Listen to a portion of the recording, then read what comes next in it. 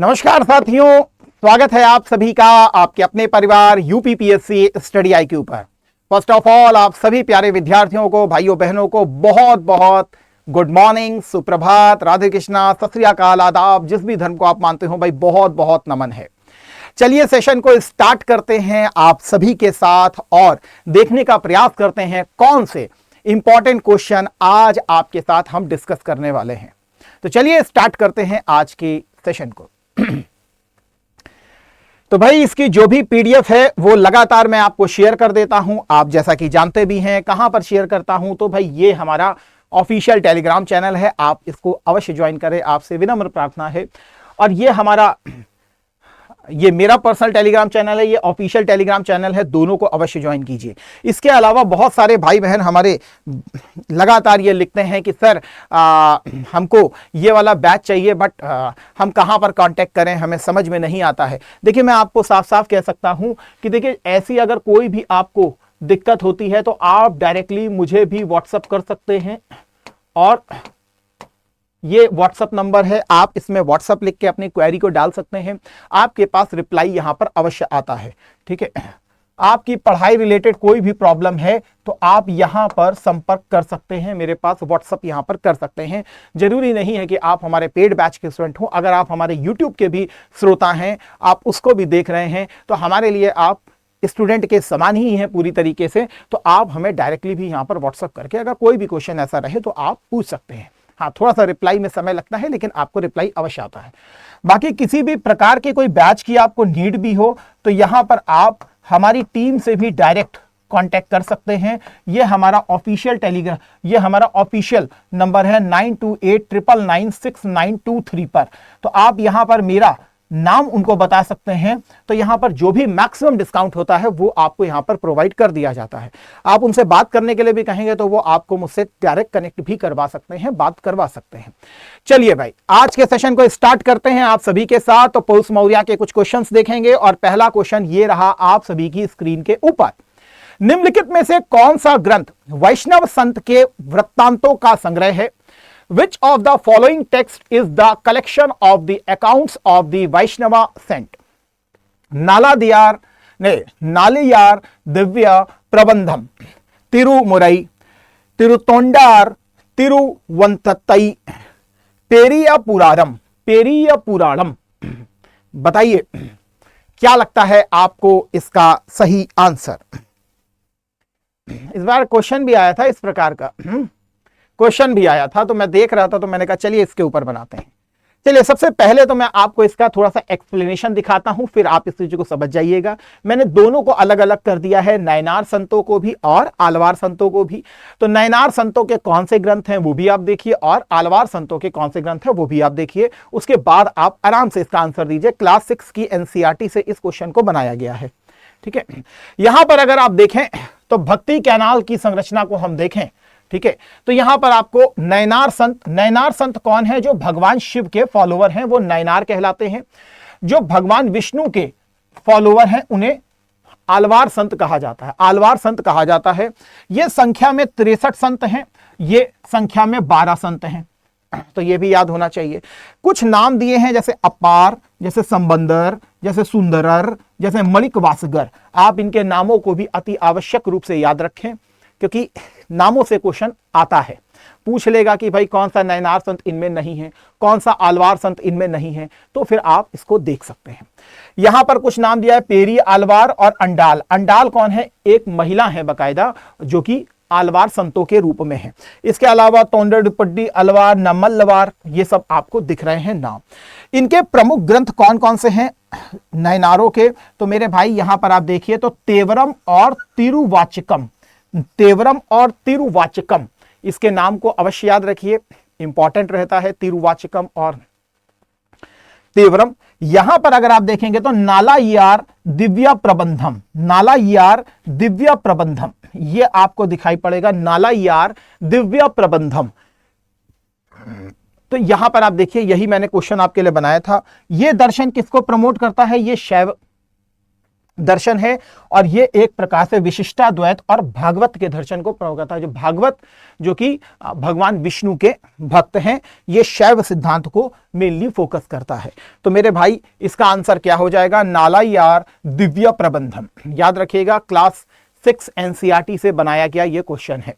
ठीक है, पहले आ भी चुका है। ठीक, यहां पर आप देखें तो जो शेकिल्लार, जो पेरिय पुराणम लिखा था आपके सामने, पेरिय पुराणम ये कुलोत्तुंग द्वितीय के शासन काल में रहने वाले एक संत हुआ करते थे जिनका नाम था शेकिल्लार। तो शेकिल्लार के बारे में आपसे पूछ सकता है, शेकिल्लार। ठीक है, इन्हीं की 12वीं शताब्दी का इन्होंने तमिल में एक ग्रंथ लिखा था, इसका नाम था पेरिय पुराणम। ये पेरिय पुराणम में है क्या? 63 नयनार शैव संतों की जीवनी इसमें दी गई है। तो यहां पर आप देख सकते हैं 63 शैव नयनारों की जीवन कथाओं के बारे में इसमें जिक्र किया गया है और धार्मिक कविताओं के रूप में इनको समाहित किया गया है। तमिल में सभी पवित्र पुराणों में प्रथम स्थान पेरिय पुराणम का भी है। याद रखिए, कार्य बाद में शेकिल्लार ने खुद को संत घोषित किया। ठीक है, तो शेकिल्लार के द्वारा ही बेसिकली इसको रचा गया है पेरिय पुराणम, जिसमें 63 नयनार शैव संतों की जीवनियां हैं। तो ये आपको पता रहना चाहिए। ठीक है, 63 नयनार शैव संत की जीवनी किसमें है? पेरिय पुराणम में। ठीक, नेक्स्ट क्वेश्चन को देखिए, लिखा है निम्नलिखित कथनों पर विचार करें। The king Milinda defected in Milind Panho belongs to Saka dynasty. कल वैसे मैंने आपके साथ ये वाला क्वेश्चन किया था भाई। कल मैंने आपको ये वाला क्वेश्चन मैंने आपके साथ किया भी था, है ना? तो बताइएगा। दूसरा यहां पर दिया है, the first ever inscription in chest Sanskrit was issued by Kanishka. विशुद्ध संस्कृत में लिखा गया पहला अभिलेख कनिष्का के द्वारा जारी किया गया था। तो क्या लगता है? लिखा है कि कौन इसमें करेक्ट नहीं है? केवल एक, केवल दो, एक और दो, या कोई भी नहीं? तो आशा करता हूं कि आपने आंसर दिया होगा और आंसर को आप दे रहे होंगे।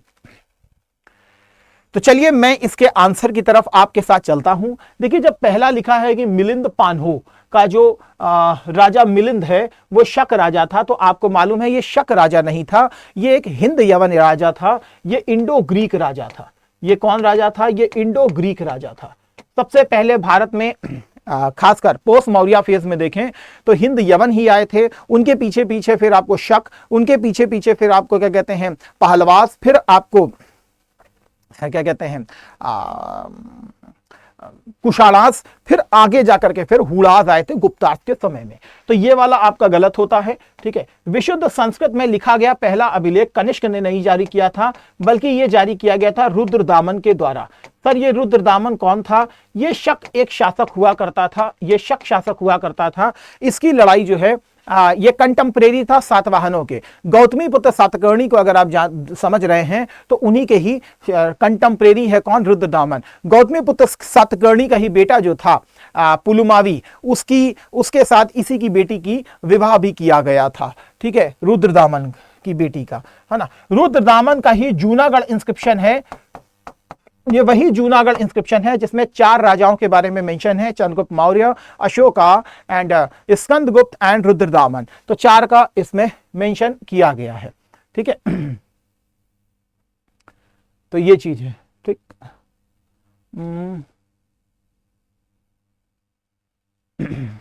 इसमें मेरे ख्याल से आप देखिएगा कोई स्ट्रिप जा रही होगी, ठीक ना? स्ट्रिप जा रही होगी, लेकिन वो आलोक लाइव शायद उसमें लिखा होगा, वो आलोक लाइव नहीं है शायद। मैं रिकॉर्डिंग कर रहा हूं तो मैं उसको चेक नहीं कर पाया क्योंकि मेरे सामने ये चीज़ आ रही है, कोई ऐसी स्ट्रिप जा रही है तो वो पीसीएस की नहीं है, पीसीएस की नहीं है आलोक लाइव की, वो पीसीएस की नहीं है, वो किसी और की है। ठीक है, तो आप कोशिश कीजिएगा कि जब भी पीसीएस का बैच ले तो मेरा कोड जो है वो साई लाइव है, मेरा कोड जो है साई लाइव है। ठीक है, आप साई लाइव को यूज कर सकते हैं। ठीक है, तो इसका जो आंसर होगा कौन सही नहीं है? तो बोथ, ना ही एक सही है और ना ही 2 सही है, तो दोनों के दोनों ही यहां पर गलत हो जाते हैं। चलिए नेक्स्ट क्वेश्चन की तरफ आते हैं। वैसे यहां पर आपको मिलिंद पान्हो दिखाई पड़ रहा है। मिलिंद पान्हो राजा मिलिंद का है। ये कहां किससे रिलेट करता था? ये एक इंडो ग्रीक राजा हुआ करता था। ठीक है, ये बाद में शक रूलर आए थे, बाद में शक रूलर आए थे। ये चेत संस्कृत जो लिखा गया था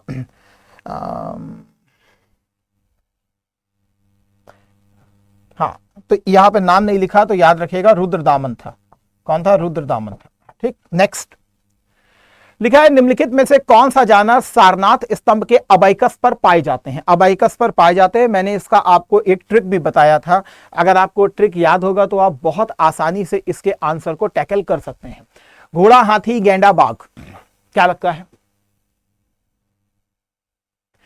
तो मेरे भाई मैंने आपको एक ट्रिक बताई थी, याद होगा आपको, कि भेल करके मैंने आपको ट्रिक बताई थी कि भेल से आपको याद रखना है bull, bull, horse, horse, elephant और लायन। आपको यही शब्द वहां पर यूज करने होंगे। टाइगर यहां पर नहीं आएगा, राइनो यहां पर नहीं आएगा, ठीक है। तो हॉर्स भी है, एलिफेंट भी है, तो इसका अर्थ हो गया सिर्फ 1 और 2 इसका आंसर होगा, ना कि आपका 1 और 4, ठीक है। यहां पर आप देख सकते हैं 4 पीठ सटा करके बेसिकली यहां पर मुद्रा में आपको दिखाई पड़ेंगे लायन, ठीक है। तो बौद्ध चक्र यहां पर बने हुए हैं, 4 धर्म चक्र के रूप में आपको दिखाई पड़ेंगे। कौन कौन से हैं? घोड़ा है, बैल है, हाथी है और शेर है। तो इसको हमेशा भेल से आपको याद रखना है, इस चीज को याद रखिए, गलती आप कर सकते हैं। ये जो आपको टाइगर और राइनो दिखाई दे रहा है, ये हड़प्पा में जो पशुपति सील है उसको रिप्रेजेंट कर रहा है, याद रखिएगा। वहां का मैंने उठा करके इसको लिखा था, ठीक है। और ये क्या है? बलुआ पत्थर से उकेरा गया, ये हमारा स्टेट एम्बलम के रूप में हम लोगों ने लिया भी है, आपको अच्छे से पता है। नेक्स्ट सोचिएगा, हिंदू शब्द सबसे पहले निम्नलिखित में से किस शिलालेख में हमको मिलता है? हिंदू शब्द डेरियस फर्स्ट ईरान का, एंशिएंट ग्रीक इंस्क्रिप्शन उसमें हमें देखने के लिए मिलता है हिंदू शब्द, Ashokan rock edict, rock inscription of Junagadh. तो हिंदू शब्द सबसे पहले किस शिलालेख में हमको देखने के लिए मिलेगा? क्या लगता है भाई? चलिए, आशा करता हूं कि आप सभी ने आंसर दिया होगा। देखिए, वैसे भी आपको मालूम है कि जो हिंदू है तो सिंधु को ही हिंदू हिंदू ये लोग बोला करते थे, है ना, सिंधु, ठीक है ना। वहीं से बेसिकली ये शब्द बना, वो उनका प्रोनाउंसिएशन जो है वो हा करके हुआ करता था, इसीलिए वो धीरे धीरे बिगड़ता बिगड़ता हिंदू शब्द के रूप में भी हमको दिखाई पड़ता है, ठीक है। सिंधु सिंधु बोलते थे, उसी को इंडस इंडस बोला जाता था, ठीक है।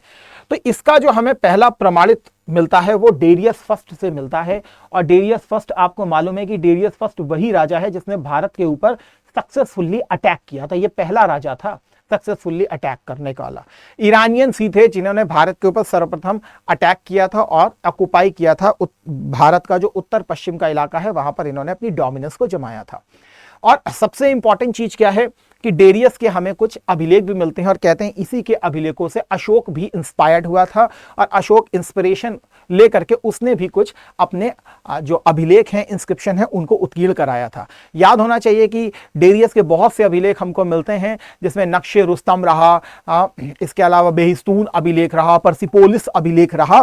तो एटलीस्ट कम से कम उनके नाम को याद रखिए। इसी का ही एक अभिलेख हमको मिलता है जिसे DNA अभिलेख भी कहा जाता है, उसमें हमको हिंदू शब्द का पहला रिकॉर्ड देखने के लिए मिलता है। वैसे देखें तो इंडो आर्यन जो है वो सिंधु सिंधु शब्द का यूज करते थे। ये सिंधु सिंधु नदी को स्पेशली करता था, ठीक है। इवन जैन अवेस्ता जो ग्रंथ हुआ करता था, ईरानियन टेक्स्ट जो था, उसमें भी हफ्ता हिंदू करके ये शब्दों को स्पेशली यूज किया गया है, ठीक है। फारसी शिलालेख है, हिंदू शब्द का सबसे पहला रिकॉर्ड डेरियस फर्स्ट के एक अभिलेख में मिलता है जिसे DNA शिलालेख भी बोलते हैं, DNA इंस्क्रिप्शन भी कहा जाता है। इसके अलावा गैविन फ्लड नाम का एक व्यक्ति था, उसने ये कहा था कि सिंधु नदी के पार रहने वाले लोगों के लिए एक भौगोलिक शब्द हुआ करता था यही हिंदू हिंदू, ठीक है ना। उसी से ही बेसिकली इसका जन्म हुआ है, उसी से ही ये इसका नाम आया है, ठीक है। तो चलिए आज के सेशन को फिर यहीं पर रखते हैं। आप सभी भाई बहनों को मैं केवल इतना ही बताना चाहूंगा, यदि आप 6 दिसंबर के लिए अपने आप को प्रिपेयर कर रहे हैं और हमारे साथ एक बेस्ट टीम के साथ मिल करके अपनी तैयारी को एक धार देना चाहते हैं, बस देखिए मैं एक चीज आपसे बहुत विनम्र प्रार्थना करूंगा एज अ बड़े भाई के रूप में कि देखिए जब भी अपनी तैयारी को कीजिए उसको सेगमेंट में मत कीजिए, सेगमेंट में मत कीजिए प्लीज। अगर आप ये सोचते हैं कि नहीं सर पहले हमारा प्री निकल जाए फिर हम मेंस को देखेंगे, तो मेरे भाई मैं आपको सही कह रहा हूं, बहुत बड़ा चैलेंज आ जाता है इसी चीज को लेकर के। क्यों सर, ऐसा क्यों?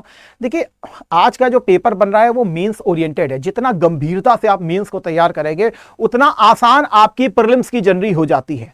यदि बक्सर और प्लासी को लिख लिख करके अगर आप तैयार कर रहे हैं, मेंस के पॉइंट ऑफ व्यू से उसे 4 तरह से सोच रहे हैं, तो विश्वास कीजिए कि प्लासी प्रीलिम्स में बनने वाला कोई भी क्वेश्चन आपकी रडार से बाहर नहीं होगा, क्योंकि मेंस में लिखने के लिए आपको एड़ी चोटी का जोर लगाना पड़ेगा, उसके बहुत सारे फैक्ट्स को याद करना पड़ेगा। यदि आप केवल यह चीज सोच रहे हैं कि आपको 1857 से पहले की जो विद्रोह हुए हैं उसका नेचर कैसा था, तो मेरे भाई सबसे पहले आपको विद्रोहों को पढ़ना पड़ेगा, बार बार पढ़ना पड़ेगा, समझना पड़ेगा, तब जाके आप उसके नेचर को लिखोगे तो ऑटोमेटिकली आपका प्रीलिम्स तैयार हो जाता है। यही चीज हम आपके साथ करने का प्रयास करते हैं अपने पेड बैचेस में। जैसे आप यहां पर देख रहे हैं तो ये एक अभ्युदय बैच है। ये 25 तारीख से अब हमारा स्टार्ट हो रहा है। ये 25 तारीख से स्पेशली स्टार्ट हो रहा है, जिसमें मेरी भूमिका जो है पूरे इतिहास के मेंस के सब्जेक्ट को, इसके अलावा पूरा उत्तर प्रदेश पेपर 5 और साथ में इंटरनल सिक्योरिटी के हम आपको मिलेंगे, जिसमें सबसे ज्यादा मेरा फोकस आपके साथ सिर्फ और सिर्फ आंसर राइटिंग के ऊपर होगा। यह हमारा 21 मई से पहला इसका ओरिएंटेशन स्टार्ट हुआ है, अर्थात कल मैंने इसका ओरिएंटेशन लिया है, थोड़ा सिलेबस बताया है। अगर अभी भी आप इसमें नहीं जुड़े हैं तो आप जुड़ सकते हैं। यह एक प्रकार का इंग्लिश बैच है, ये इंग्लिश बैच है, लेकिन जब भी बैच को लीजिएगा हमेशा प्लैटिनम को लीजिएगा, ये सबसे इंपॉर्टेंट बैच है। बैच रिलेटेड किसी भी प्रकार की प्रॉब्लम होती है तो आप मुझे डायरेक्टली इस नंबर पर व्हाट्सएप भी कर सकते हैं, या आप 9289996923 पर आप इस पर मैसेज करके मेरे बारे में बता सकते हैं। आपको मैक्सिमम डिस्काउंट यहां पर मिल जाएगा। यहां पर आप मुझसे डायरेक्ट कनेक्ट कर सकते हैं, क्योंकि जितना अपडेटेड बैच रहता है वो हम आपको प्रोवाइड कराने का प्रयास करते हैं। सारी जो भी फीचर्स होते हैं, एडवांस फीचर, वो मैं आपको उसमें उपलब्ध कराने का प्रयास करता हूं। इसके अलावा प्रीलिम्स स्पेसिफिक अगर आप विचार कर रहे हैं तो प्रीलिम्स स्पेसिफिक भी है। आरओ एआरओ के हैं तो आरओ एआरओ स्पेसिफिक बैच भी आपके लिए आ गया है नया। और अगर केवल मेंस के ऊपर आप फोकस कर रहे हैं तो ये एक आंसर राइटिंग का बैच है, आपको इसमें ज्वाइन करना चाहिए। लेकिन याद रखिए, इस प्लैटिनम बैच में ऑलरेडी ये वाला बैच पूरी तरीके से शामिल है, ये वाला भी बैच पूरी तरीके से शामिल है।